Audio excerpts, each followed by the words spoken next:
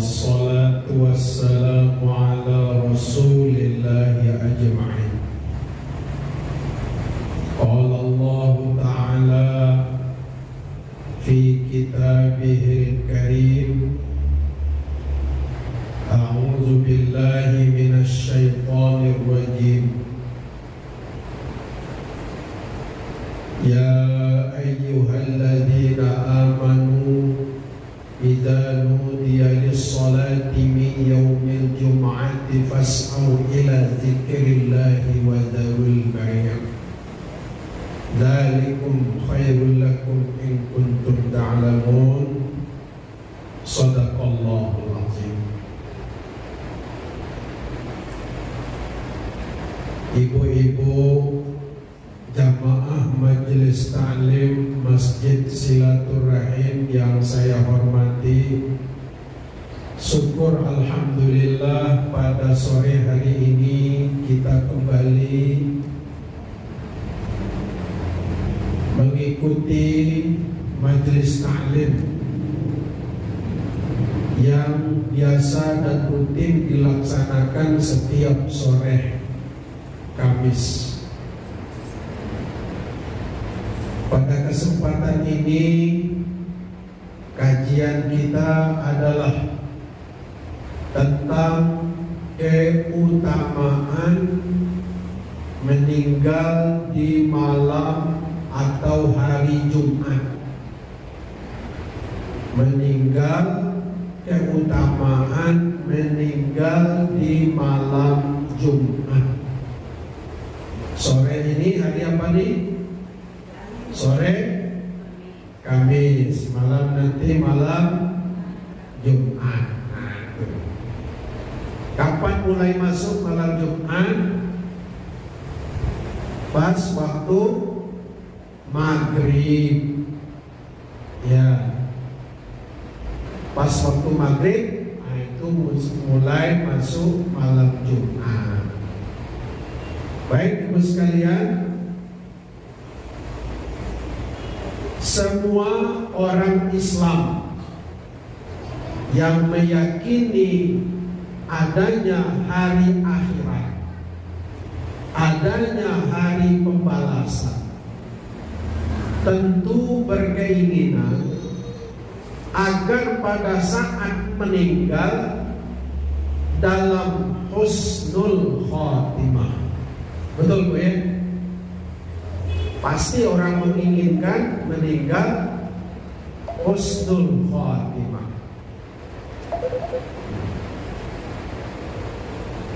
Namun tidak semua orang bisa meninggal dalam husnul khotimah.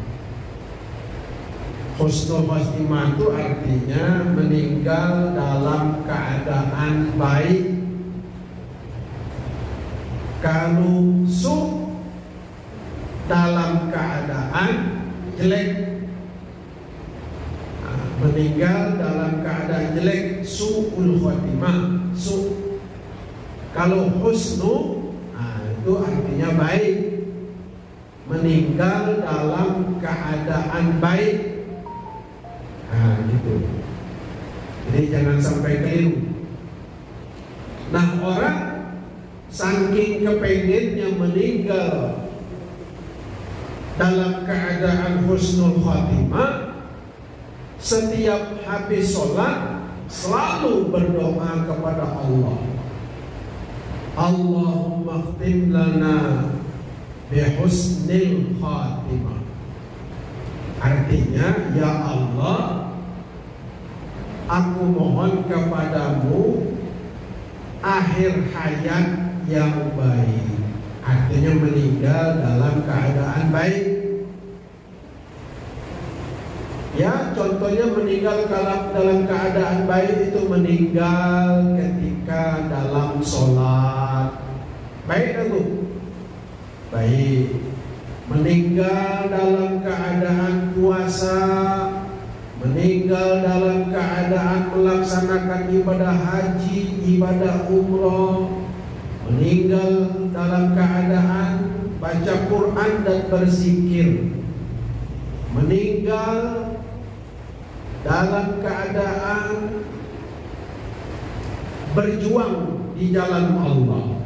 Nah, ini adalah meninggal yang husnul khatimah. Kalau meninggal su'ul khatimah, meninggal dalam keadaan tidak baik, banyak pula contohnya. Misalnya lagi sedang main judi,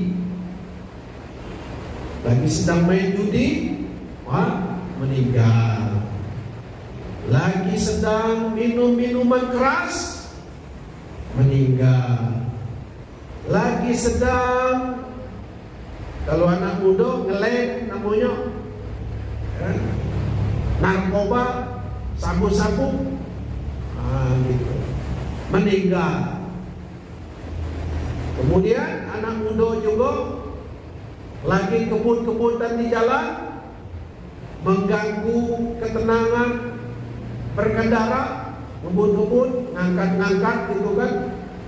Nah, jatuh sendiri, terbentur kepalanya di trotoar. Nah, itu. Jadi ibu sekalian, banyak lagi yang lainnya. Atau lagi ngomongin orang, lagi ngerumpi,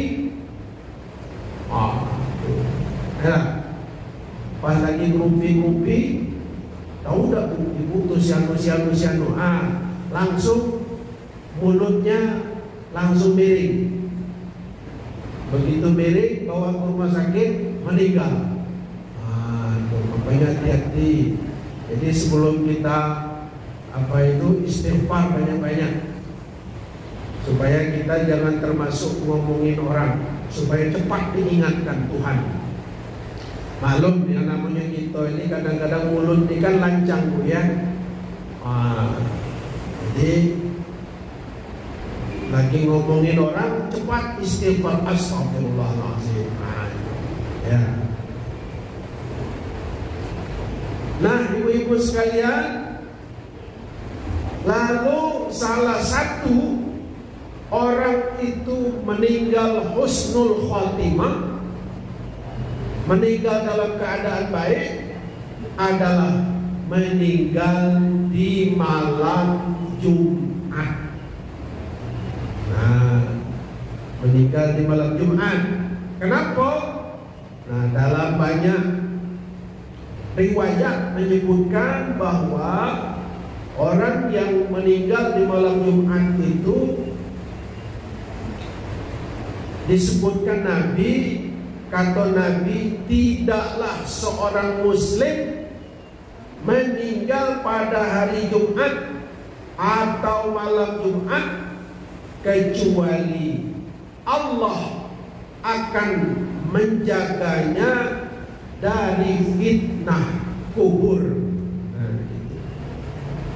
Jadi ibu sekalian, beruntung sekali orang yang meninggal di malam Jumat atau hari Jumat, karena Nabi menyebutkan akan dijaga dari fitnah kubur. Apa itu fitnah kubur? Ya, fitnah kubur itu siksaan kubur.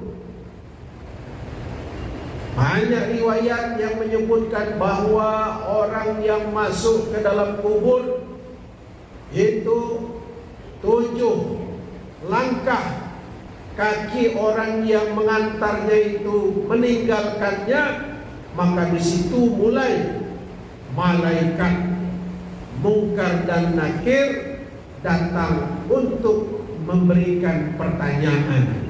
Nah, itu bukan dongeng, bukan cerita kosong, tapi itu adalah hadis sahih dari Nabi yang mengatakan bahwa 7 langkah kaki orang yang mengantar jenazah ke kuburan itu balik, maka datanglah malaikat Mungkar dan Nakir kepada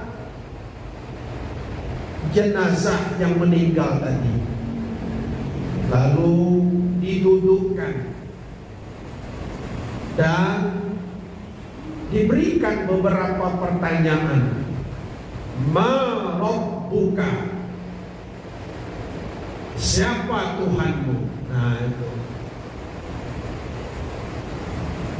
Nah, yang menjawab Allahu Rabbi, Allah adalah Tuhanku, ya kan?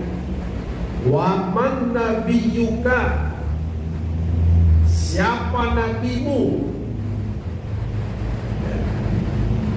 Wa bi Muhammadin nabiyya wa rasulah, Nabi Muhammad adalah seorang nabi dan rasul, dan lain-lainnya pertanyaan-pertanyaan itu. Dan itu ibu sekalian sudah banyak diceritakan oleh guru-guru kita, ulama-ulama kita, karena bersumber dari hadis Nabi, bukan kaleng-kaleng. Apabila jenazah di dalam kuburan tadi bisa menjawab pertanyaan malaikat tadi, maka diluaskanlah kuburannya. Bahkan dia akan merasakan kuburan itu adalah bagian daripada taman-taman surga. Tuh, bagian dari taman-taman surga. Makanya disebutkan, ya ayyatuhan nafsul mutmainnah, irji'i ila rabbiki radiyatan mardiyah, fadkhuli fi ibadi wadkhuli jannati. Wahai ruh atau jiwa yang tenang, kembalilah kepada Allah Tuhanmu. Irji'i ila rabbika, kembalilah kepada Tuhan. Jadi orang yang dapat menjawab tadi, dia akan kembali ruhnya kepada Tuhannya, kepada Allah Subhanahu wa ta'ala. Maka ketika itu kuburannya dilapangkan. Tapi sebaliknya ibu-ibu, manakala orang yang ditanya, ma rabbuka, Tuhan saya Allah. Apa kitabmu? Al-Quran. Bisa baca tidak? Enggak bisa. Nah, ya kan? Bisa-bisa digebuk malaikat. Nah, gitu. Apalagi yang tak jawab sama sekali, ma rabbuka. Nah, langsung digebuk malaikat Munkar dan Nakir. Masya Allah. Itulah yang diriwayatkan dalam berbagai kitab hadis. Kita harus sebagai orang muslim meyakini kebenaran itu. Meskipun banyak para peneliti, orang-orang barat tidak meyakini, bohong saja tuh.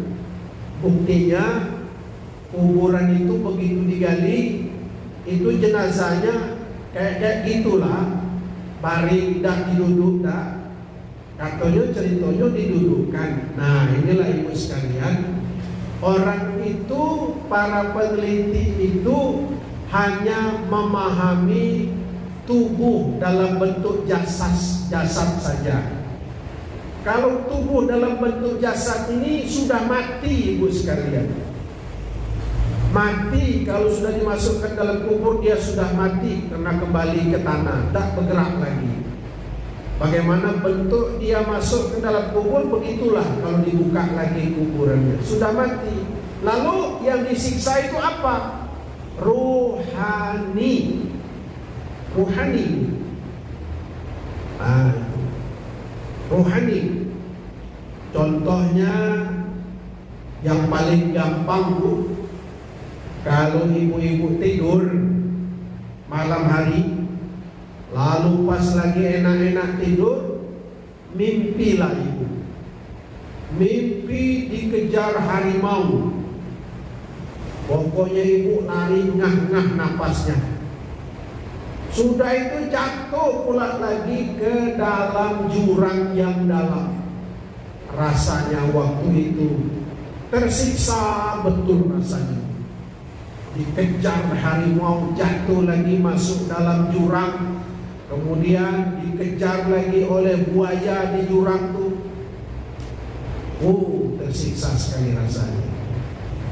Kemudian jam 8 pagi dibangunkan oleh suami kita. Mama, kenapa kok bersuara? Tolong. Rupanya mimpi. Untung bapak bangunkan saya. Kalau tidak tersiksanya di hidup saya. Itu tersiksa. Jadi apanya yang tersiksa? Rohani. Jasadnya dah tergoleklah di atas tempat tidur itu jasad. Gitu ya. Jadi oleh karena itu ibu sekalian, kita sebagai orang Islam tidak boleh ragu dalam hal ini.